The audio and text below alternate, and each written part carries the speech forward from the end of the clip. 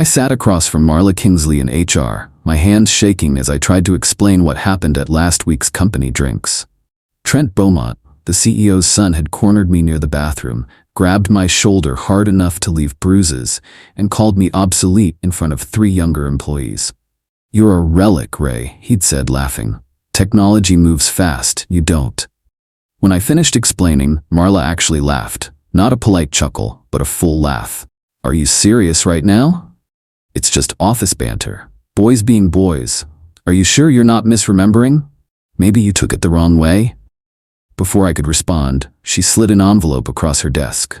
Inside was a letter about the senior systems director position I'd been promised for 6 months. "We've decided to go in a different direction. Trent will be taking the role effective Monday." The promotion I'd earned through 18 years of building their entire infrastructure was going to a 32-year-old who couldn't code. Before I tell you how walking out with their only access key destroyed everything they'd built, hit that like button and subscribe. Tell me in the comments where you're watching from. Now let me take you back to how this all started. My name is Ray Donnelly. I'm 58 years old, and I've worked at Beaumont Technologies for 18 years. When I started, this company was a struggling startup, operating out of a converted warehouse with 12 employees and servers held together with duct tape and prayers. I was brought in to build their IT infrastructure from scratch, and that's exactly what I did.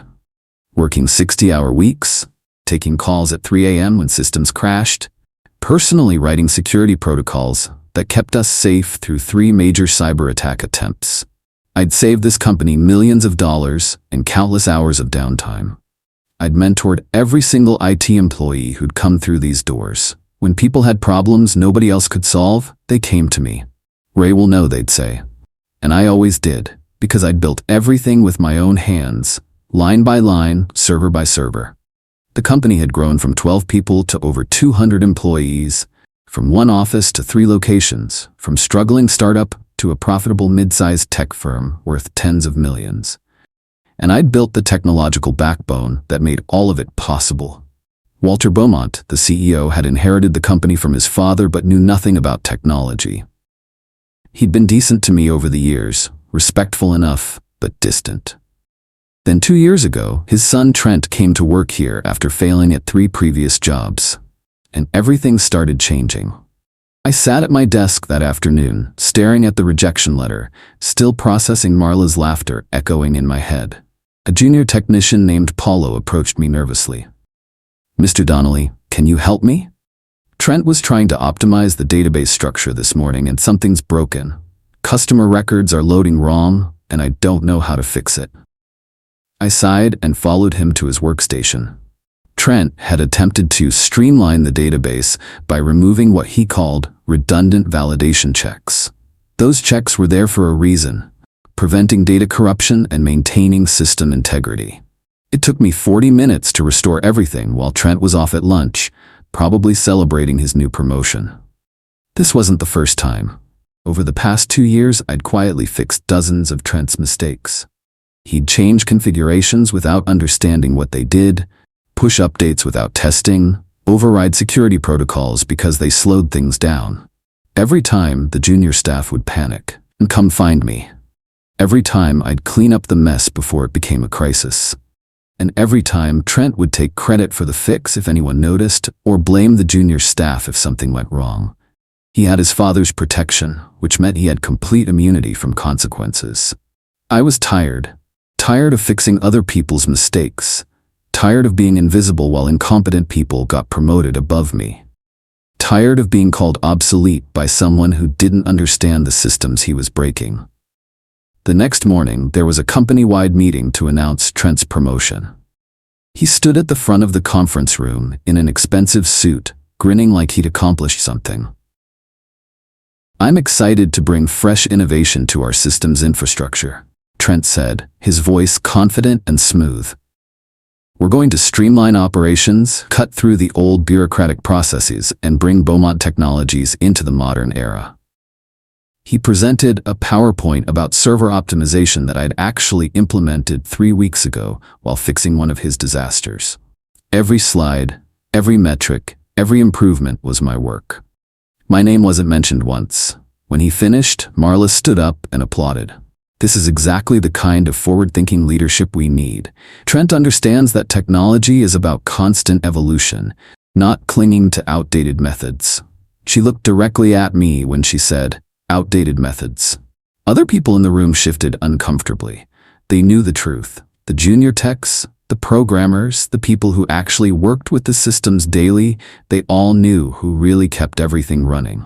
But nobody said anything. Nobody wanted to challenge the CEO's son or the HR director who controlled their careers.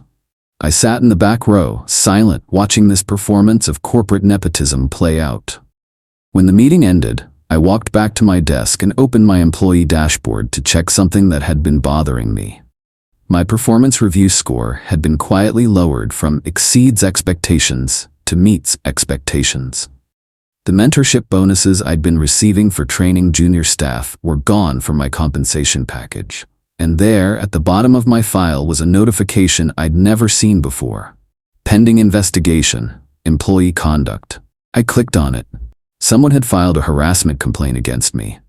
The details were vague, just an accusation that I'd been resistant to new leadership and created a hostile work environment through passive-aggressive behavior toward management. It was completely fabricated, clearly designed to create a paper trail for firing me. I sat staring at the screen, understanding exactly what was happening. They were pushing me out, building a case, making it look like I was the problem so they could replace me with someone younger and cheaper who wouldn't question Trent's incompetence. Paulo appeared at my cubicle entrance, looking around nervously to make sure nobody was listening. "Mr. Donnelly, I wanted you to know. Marla asked me last week if you'd ever made me feel uncomfortable or criticized my work unfairly. I told her no, that you've been nothing but helpful. But she kept pushing, trying to get me to say something negative." He looked genuinely worried. "I think they're trying to force you out." "I know," I said quietly. "Thank you for telling me." That night, I stayed late at the office after everyone else had gone home. I walked through the empty building to the server room in the basement, a climate-controlled vault that housed our core infrastructure. The new staff didn't even know this room existed. Everything had been moved to cloud services and modern rack systems on the second floor. But the original servers, the foundation systems that everything else was built on, were still down here. Only I knew how to access them. I unlocked the vault with my keycard and stepped inside, the familiar hum of cooling fans greeting me like an old friend. In the back corner, inside a locked cabinet that required both a physical key and a biometric scan, was a small device I'd created 18 years ago. A USB drive containing the master access key, the original root credentials encrypted with a system only I understood. It was a failsafe, built back when the company was small and couldn't afford redundancy. Every system update, every security upgrade, every modernization project had been built on top of this foundation. But the foundation itself had never changed because I'd never needed to change it. This tiny device could bypass every security measure, every password, every authentication system the company had. It was the skeleton key to everything Beaumont Technologies owned. I put it in my pocket with trembling hands, feeling the weight of 18 years of loyalty being betrayed. Then I locked the cabinet, wiped my fingerprints off the handle, and left the vault. Nobody would ever know it was gone. The company's 20th anniversary party was held the following Friday at an expensive hotel ballroom. Everyone dressed up, celebrating 2 decades of growth and success. I wore my one good suit and stood near the back, watching. Trent received an award for innovation in technology leadership, despite having worked there less than 2 years and understanding almost nothing about our actual systems. Walter Beaumont gave a speech about passing the torch to the next generation, about how proud he was to see his son stepping into leadership. "The future belongs to young minds with fresh perspectives," Walter said, raising his glass. "We need to embrace change and let go of the past." Marla made a toast shortly after, to the future of Beaumont Technologies and to having the courage to let go of what no longer serves us. She looked directly at me when she said it, that same condescending smile from the HR meeting. I set down my untouched champagne glass and walked toward the exit. Nobody noticed. I was already invisible to them, already erased from the story they were telling themselves about their success. As I pushed through the hotel doors into the cool night air, I smiled for the first time in weeks. They had no idea what was coming. They'd built their empire on a foundation I'd created, and they'd just decided they didn't need the architect anymore. We'd see how long their structure lasted without its support. Monday morning, I typed out my resignation letter. 2 weeks' notice. Professional and courteous, thanking them for the opportunity and wishing them success. No mention of harassment, no complaints, nothing that would give them ammunition. Just a clean exit. I walked it directly to Walter Beaumont's office. His secretary waved me in. Walter was on the phone but gestured for me to sit. When he finished his call, he finally looked up. "What can I do for you, Ray?" I handed him the letter. He scanned it quickly, barely reading, and signed the acknowledgement without any visible reaction. "You've been a good worker, Ray, but honestly, it's probably time for a younger vision in the IT department. Technology moves fast these days. Fresh perspectives and all that. I'm sure you understand." He didn't ask why I was leaving. Didn't thank me for 18 years of service.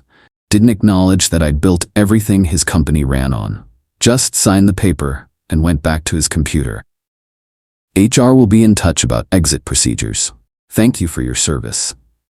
I walked out of his office and went straight to my desk. There was one more thing I needed to do. I opened my employment contract, the original one from 18 years ago, and searched for a specific clause I'd negotiated back when the company was desperate for technical talent. Section 7, Paragraph 3. Non-compete restrictions shall not apply to consulting or contract work performed on systems originally designed by the employee. I'd insisted on that clause because I'd wanted the freedom to consult on my own designs if I ever left. Now it meant I could work for anyone, even direct competitors, without legal restrictions. I emailed myself a copy of that section and deleted the email from my sent folder. 2 days later, I had an interview at Cybercore Solutions, one of Beaumont Technologies' biggest competitors. I'd sent them my resume on Tuesday. They'd called me back within 3 hours. The interview was Wednesday morning at their headquarters across town. The CEO, a woman named Sylvia Torres, greeted me personally. "Mr. Donnelly, your reputation in the industry is exceptional.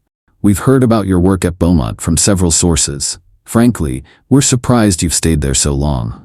We discussed my experience, my approach to infrastructure design, my philosophy on system security." She asked technical questions that showed she actually understood the field, unlike Walter. Halfway through, she offered me the position. "We'd like you to join us as senior systems consultant. Double your current salary, full benefits, and complete autonomy over your projects. You'd be working with a team that actually respects expertise." I accepted immediately. As we were finalizing details, Sylvia leaned forward with a curious expression. "Out of professional interest, you wouldn't happen to know how Beaumont keeps their server infrastructure so secure, would you? We've always wondered. Their systems are notoriously hard to penetrate." I smiled. "I might know a thing or two about that. It's actually a fairly elegant design, built on some old-school principles that most modern systems overlook." "Interesting," she said, a knowing look in her eyes. "I'm sure that knowledge will be valuable in your new role."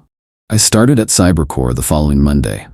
But first, I had to finish my 2 weeks at Beaumont. My final week at Beaumont Technologies, they assigned me to train Trent's new IT director, a young man named Kyle who'd been hired from outside. Kyle was eager and friendly, but immediately revealed his limitations. On his second day, he asked me what an SSH key was. I explained patiently, realizing this man was supposed to be managing enterprise-level infrastructure without understanding basic secure shell protocols. "The company wants everything documented before you leave," Trent had told me via email. "Complete transfer of all systems knowledge and access procedures." I spent the week training Kyle, walking him through the modern systems on the second floor, explaining the cloud architecture, the backup protocols, the user authentication systems, everything he needed to keep daily operations running smoothly. But I never took him to the basement vault, never mentioned the original servers that everything else was built on. Never explained the emergency override protocols that I documented years ago in a physical manual kept in my office filing cabinet. On my last Thursday, while Kyle was at lunch, I took that manual from my filing cabinet and fed it through the industrial shredder in the copy room. 37 pages of detailed technical documentation, the only existing record of how to restart the core systems if something went catastrophically wrong, reduced to confetti. Friday afternoon, my official last day, they held a small goodbye gathering in the break room. Cake and weak coffee. A generic card signed by people who barely knew my name. Marla conducted my exit interview Friday at 4 p.m., 1 hour before I was scheduled to leave forever. She sat across from me in the same conference room where she'd laughed at my harassment report, holding a clipboard with standard exit questions. "Do you have any concerns about the company you'd like to share before you leave?" she asked, her voice dripping with false concern. "Any feedback on management or company culture?" I looked at her calmly. "No, nothing at all. I've appreciated my time here. I wish everyone the best." She seemed almost disappointed that I wasn't giving her ammunition. "No complaints? Nothing you want to get off your chest?" "Nothing," I said. "Everything's been handled professionally." I signed the exit paperwork, returned my office access badge and company laptop, and shook her hand firmly. As I walked toward the elevator carrying my box of personal belongings, I noticed the lights flicker briefly. Just a momentary dimming, barely noticeable. I smiled. The systems were already starting to feel the strain of Trent's incompetent modifications over the past 2 years. I'd been compensating, making tiny adjustments to keep everything stable despite his interference. Now there was nobody to do that. I rode the elevator down to the parking garage, put my box in my car, and drove away from Beaumont Technologies for the last time. In my pocket, the USB access key pressed against my leg like a secret. "Let's see how long it lasts," I whispered to myself as I merged onto the highway. The following Friday, 8 days after my departure, my phone rang at 7 a.m. Beaumont Technologies' main number. I let it go to voicemail. The message was from Kyle, panicked and speaking too fast. "Mr. Donnelly, I'm so sorry to bother you, but we're having a massive system failure. Everything just reset overnight. The backup systems won't initialize. Nobody can log into anything. All our customer access portals are down. I've tried everything I know and nothing's working. Could you please call me back? It's an emergency." I deleted the voicemail and poured myself coffee. At 9 a.m. I got another call, this time from a number I didn't recognize. I answered. It was Trent Beaumont, trying and failing to sound professional. "Ray, it's Trent. Look, I know you've moved on, but we've got a critical situation here. The servers went down last night and Kyle can't get them back up. We're losing money every hour this continues. We need someone who knows the old systems." "I'm sorry to hear that," I said calmly. "Have you tried contacting your IT vendor's emergency support line?" "They can't access the core systems. They're saying there's some kind of legacy protocol they don't have documentation for. Kyle says you're the only one who might know." "I'm a consultant now, Trent. I work for Cybercore Solutions. If Beaumont Technologies wants to hire me, you'd need to go through proper channels and negotiate a consulting contract." There was a long pause, then quieter. "What would that take?" "Full access control while I'm working. 3-month consulting retainer. $75,000 up front." I heard him inhale sharply. "That's insane." "That's my rate. Take it or leave it." Another pause. "I'll call you back." He called back in 20 minutes. "We accept your terms." The contract was drawn up by Tuesday. I reviewed it with Cybercore's legal team, making sure there were no tricks or attempts to reclaim intellectual property rights. Everything was clean. $75,000 for 3 months of consulting, with full system access and no restrictions on my methods or timeline. I could have fixed their problem in an hour, but the contract guaranteed me 3 months of payment regardless. I showed up at Beaumont Technologies Wednesday morning, walking through the lobby as a paid consultant instead of an employee. People stared as I passed. Some looked relieved. Others looked confused. Marla watched from her office doorway, her expression unreadable. I went straight to the server room, where Trent and Kyle were waiting. Trent looked exhausted, probably having slept at the office trying to manage the crisis. "You're lucky we need you," he said, attempting to sound authoritative. I looked at him calmly, pulling out my laptop. No, you're lucky, I answered the phone. Kyle had filled 17 pages with notes about everything he'd tried. None of it had worked because he'd been working on the wrong systems. The modern infrastructure was fine. The problem was in the basement vault, in the original servers that nobody knew existed anymore. I walked past them without explanation, took the elevator to the basement, and unlocked the vault with credentials they didn't know I still had. Inside, everything was exactly as I'd left it. The core servers were in safe mode, triggered by an automatic failsafe I'd programmed years ago. All I had to do was plug in my access key, enter the override sequence, and restart the initialization protocols. The whole fix took 47 minutes. When I came back upstairs, the systems were already coming online. Customer portals restored, employee access working, data flowing smoothly again. The junior techs were cheering. Kyle looked like he might cry with relief. Trent immediately positioned himself at the center of attention. Great work, everyone. I knew bringing Ray back as a consultant was the right call. This is exactly why experienced guidance is valuable during transitions. He was already taking credit, spinning the narrative that he'd made the brilliant decision to hire me back, saving the company through his leadership. People who knew better stayed silent. I didn't care about the credit anymore. I was being paid $75,000 for less than an hour of actual work, and I'd left something behind in those systems while I was fixing them. A small, invisible change to the audit logs that would track every single action taken on the servers from this point forward. Every login, every modification, every deletion. All of it recorded in a hidden partition that only I could access, creating a complete record of everything Trent and Kyle did to the systems. I spent the rest of the week monitoring system stability while actually building my audit report. Within 3 days, I had documentation of 8 months of Trent's incompetent system changes, each one logged under his administrative credentials. Database modifications that broke integrity checks.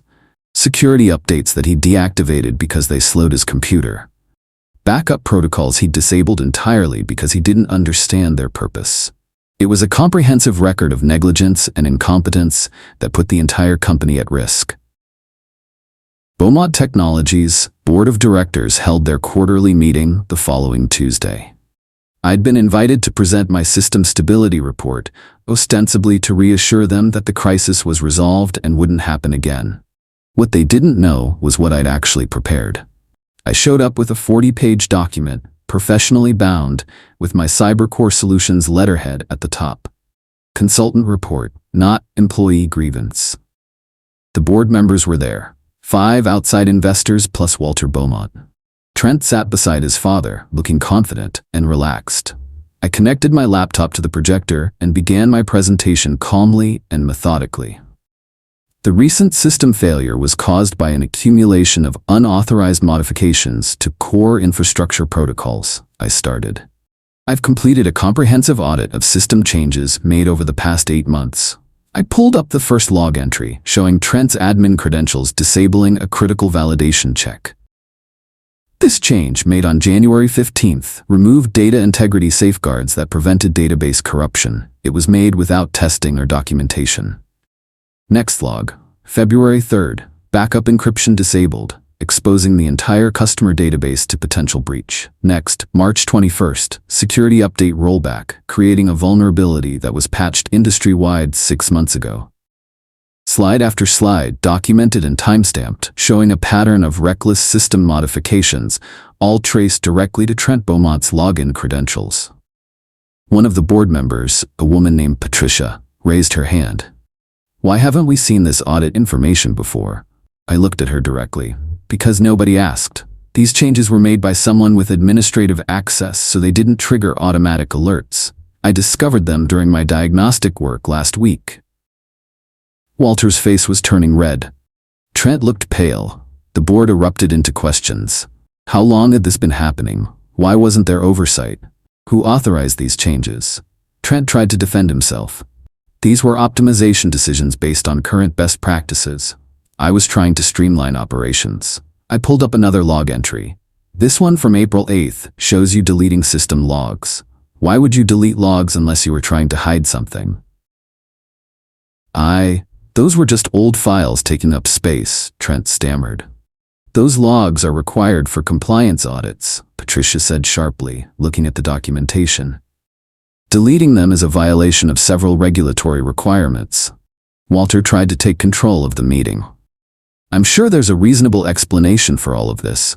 My son was trying to modernize our systems. Maybe he made some mistakes, but his intentions were good. Intentions don't protect us from lawsuits when customer data is compromised, another board member said. I motion for an independent security audit. The motion passed unanimously. Walter and Trent were instructed to cooperate fully with external auditors who would review every system change and security protocol. As the meeting ended, I gathered my materials calmly. Trent glared at me with pure hatred, but he couldn't say anything in front of the board. That evening, Marla sent me an email. Your consulting contract is under review. We're concerned about the scope of your access and whether you've exceeded your authorized activities. Consider this a formal notice of investigation. I forwarded the email to CyberCore's legal team with a simple note. HR attempting intimidation. Please advise. Our lawyers responded within an hour. They'd already drafted a letter to Beaumont Technologies, pointing out that threatening a consultant with investigation while they were under contract could be considered retaliation.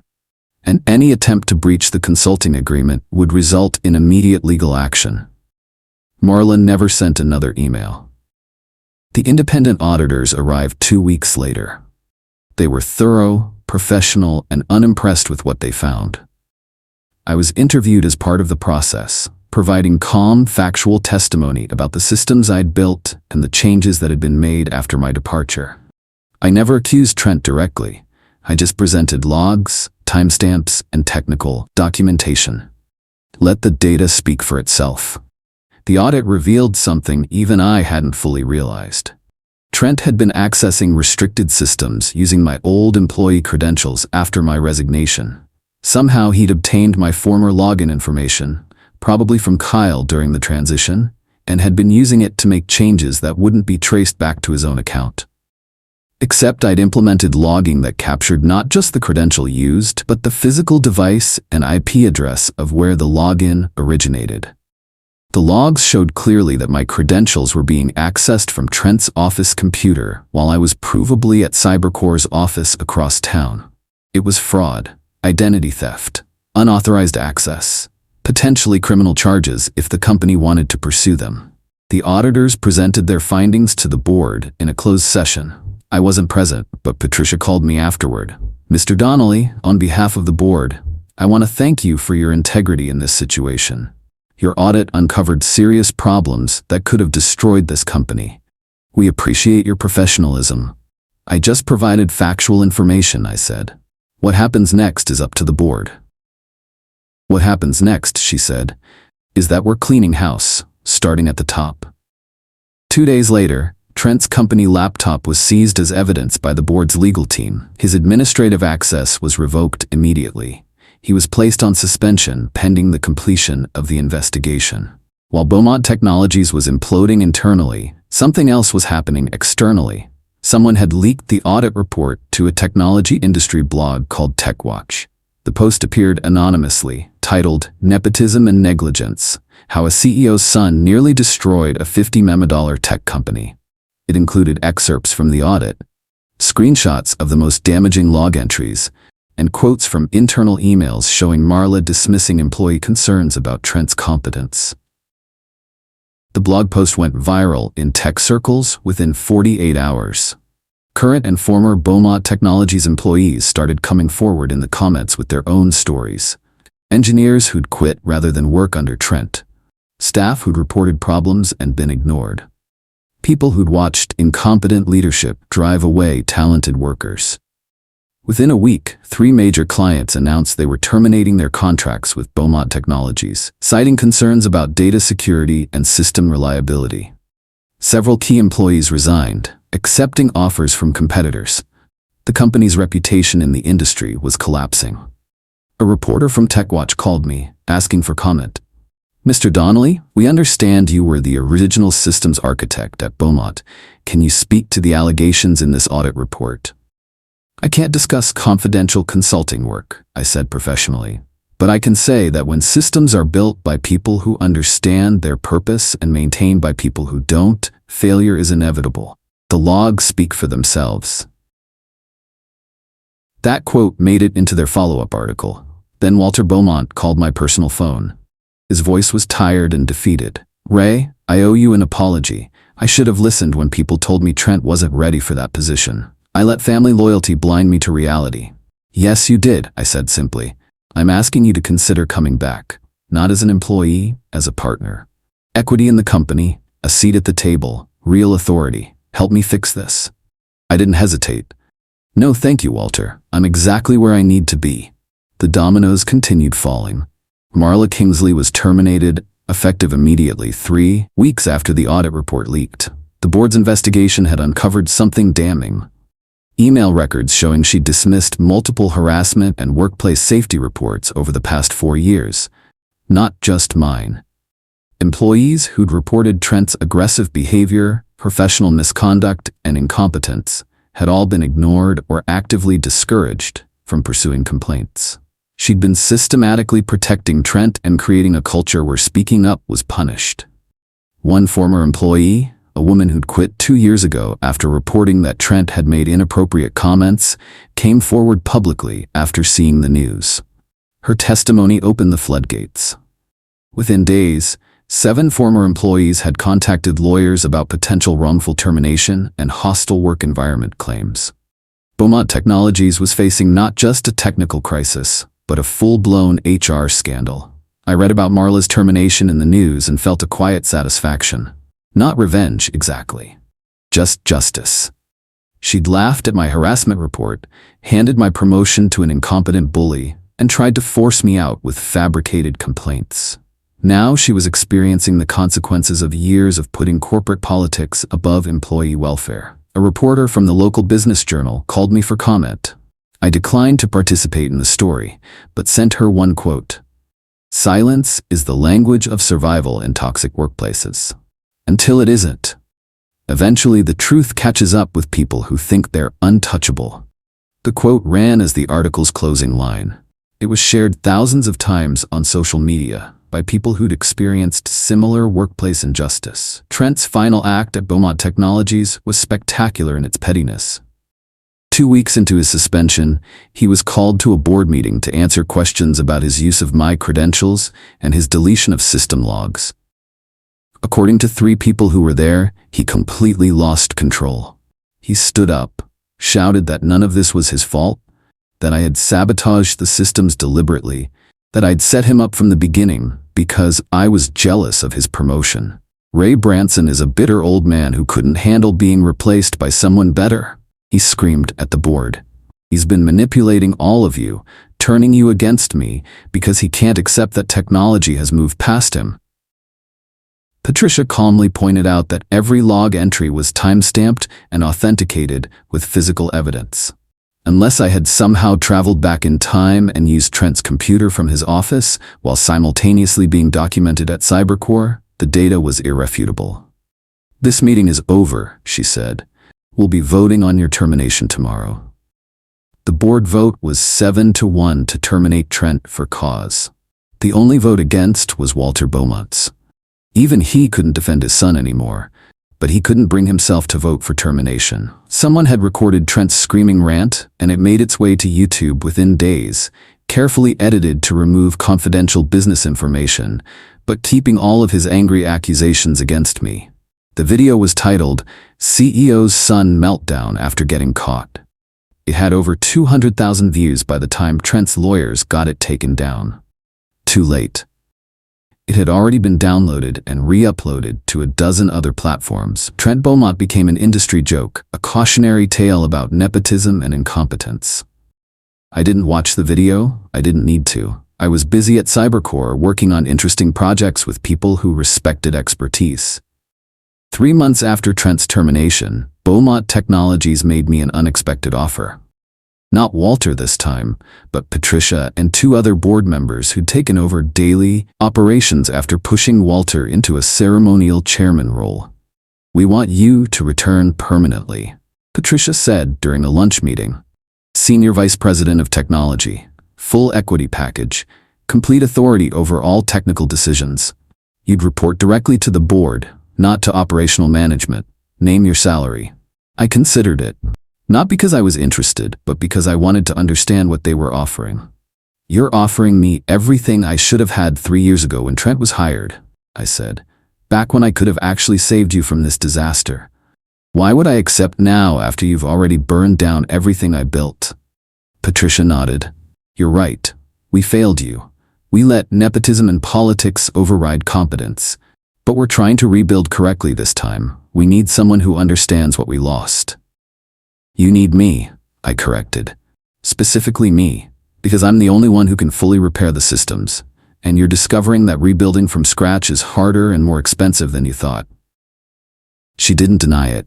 Yes, we need you. I smiled and shook my head. I appreciate the offer, but the answer is no. I'm happy at Cybercore. I have a team that respects me, leadership that values expertise over politics, and projects that challenge me. Most importantly, I have something I never had at Beaumont. Peace of mind. We can't change your mind?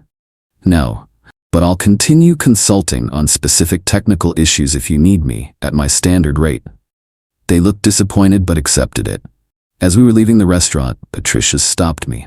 For what it's worth, Ray, you handled all of this with remarkable grace. A lot of people would have been vindictive. You just told the truth and let the consequences happen naturally. I didn't burn any bridges, I said. I just stopped holding them up when they were trying to push me off. My work at Cybercore Solutions was everything I'd hoped for. Sylvia Torres gave me a team of 6 talented engineers, a budget that allowed us to build things properly, and complete autonomy over our projects. I mentored the younger staff the way I'd always wanted to, teaching them not just technical skills, but professional integrity and the importance of documentation. One of my mentees was a brilliant young woman named Keisha, who reminded me of myself at her age, technically gifted but invisible to management because she didn't play politics. I made sure she got credit for her work, made sure her innovations were properly documented in her name, made sure she had the opportunities I'd been denied. When she developed an elegant solution to a complex encryption problem, I insisted her name go first on the patent application. But you guided me through the process, she protested. You did the work, I said. I just asked questions. Your name goes first. She teared up. Nobody's ever done that for me before. Well, now someone has. Pass it forward when you're in my position someday. 6 months into my time at Cybercore, I received a letter from Beaumont Technologies' legal department. Not a lawsuit, but a request. They were facing a federal compliance audit and needed someone to testify about the original security protocols I'd implemented. The auditors had questions about system architecture that nobody currently at the company could answer. Would you be willing to provide testimony in a closed-door review? The letter asked. I consulted with Cybercore's legal team. It's voluntary, they said. You don't have to participate. I know, I said. But this isn't about Beaumont anymore. It's about setting the record straight on what those systems were supposed to do versus what they became. I agreed to testify. The testimony session was held at a federal building downtown. I arrived in a suit carrying documentation I'd organized over 18 years. Original architecture plans, security protocols, system specifications, all preserved in my personal archives. The auditors were professional and thorough, asking detailed technical questions about design decisions I'd made years ago. Why had I implemented certain encryption standards? How did the backup systems interface with primary servers? What were the intended fail-safes? I answered everything calmly and completely, walking them through the logic behind systems I'd built when the company was just starting out. Then they asked about the modifications made after my departure. Mr. Donnelly, you've seen the audit report detailing system changes made by Mr. Trent Beaumont. In your professional opinion, did these changes compromise system security? Yes, absolutely. Multiple critical safeguards were removed or disabled. The systems became significantly more vulnerable to both external attacks and internal failures.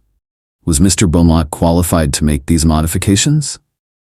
I paused, choosing my words carefully.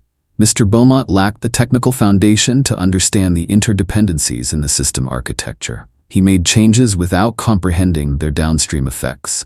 It wasn't malicious, just incompetent. The auditors made notes. They asked about Marla's dismissal of employee reports. Were you aware of other staff raising concerns about system security or Mr. Beaumont's modifications? Several junior technicians came to me privately before my departure. Yes, they were afraid to report problems through official channels because they'd seen previous complaints dismissed. Did you report these concerns to management? I attempted to address them with HR. The response was dismissive. That's documented in my harassment report from last year. More notes. The session lasted 3 hours. When it ended, the lead auditor thanked me for my time and clarity. Your testimony has been very helpful in understanding the timeline of events and security deterioration. I walked out of the federal building and found a former colleague waiting in the lobby with 2 cups of coffee. Kyle, the IT director who'd replaced me. Mr. Donnelly, I just wanted to say thank you. And I'm sorry. Kyle and I sat on a bench outside the federal building. He looked exhausted and significantly humbler than the last time I'd seen him. I had no idea what I was walking into when I took that job, he said quietly. They sold it as a great opportunity, running IT for an established company. Nobody told me the guy who built everything had just been forced out, or that the CEO's son was actively breaking things faster than anyone could fix them. I sipped my coffee. You asked me what an SSH key was your second day. He winced. I know, I was in over my head from the start, but I needed the job and I thought I could learn fast enough. Then the systems crashed and I realized I'd been set up to fail. What are you doing now? I asked. Still there, surprisingly. The new board kept me on after Trent left, but I'm basically just maintaining what the outside consultants rebuilt. I'm taking night classes to actually learn what I should have known before I took that position. He paused. I heard you're doing well at Cybercore. I am. Much better environment. They're lucky to have you. Beaumont never appreciated what they had. We sat in silence for a moment. Then Kyle said something unexpected. People at Beaumont talk about you like you're a legend, the junior techs especially. They say Ray Donnelly built systems so good they kept running for years despite Trent trying to destroy them. You're kind of a hero to the people who actually do the work. I smiled. I just did my job. That's all I ever wanted to do. Kyle stood to leave, then turned back. Mr. Donnelly, if you're ever looking to hire at Cybercore, I'd love to be considered. I know I have a lot to learn, but I promise I'd work hard and be honest about my limitations. Send me a resume, I said. No promises, but I'll look at it. He left smiling. I sat on that bench finishing my coffee, thinking about how different my life had become in less than a year. From invisible employee to respected consultant. From overlooked to sought after. From silenced to heard. Everything had changed, but I was still the same person. I'd just stopped accepting less than I deserved. Several months later, I received a formal letter from Beaumont Technologies board. They'd made the decision to completely dismantle the old server architecture and rebuild from scratch with modern systems. It was the right technical decision, but it meant the end of everything I'd originally built. The letter thanked me for 18 years of service and acknowledged that my original systems had been the foundation of company growth and success for 2 decades. It felt like closure. Those systems had served their purpose.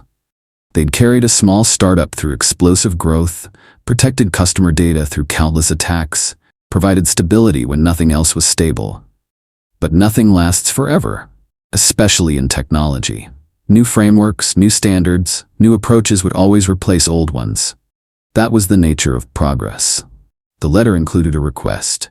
Would I be willing to consult on the transition, helping the new team understand the logic behind certain design decisions so they could avoid repeating old mistakes? I agreed, for a reasonable consulting fee. But I also did something else. I packaged up all my original documentation. Architecture plans, security protocols, disaster recovery procedures, and mailed it to the new IT director with a note. In case of emergency, these are the principles everything was built on. The specific technologies will change, but the logic should remain sound. Use it wisely. 2 weeks later, I received a thank you card from the entire IT department at Beaumont, signed by 17 people. Thank you for building something that lasted and for caring enough to help us build what comes next. 6 months after all of this, CyberCore Solutions won a major government contract worth $40 million over 5 years. We'd been competing against several firms, including Beaumont Technologies. Our proposal was superior in every technical aspect. Our team was stronger, and our reputation was stellar. The contract was to build and maintain secure data infrastructure for a state government agency. The announcement was made at a formal signing ceremony with the governor and state IT officials. I was invited as lead systems architect, standing on a small stage while cameras flashed and reporters asked questions. The governor shook my hand and praised CyberCore's innovative approach to security and reliability.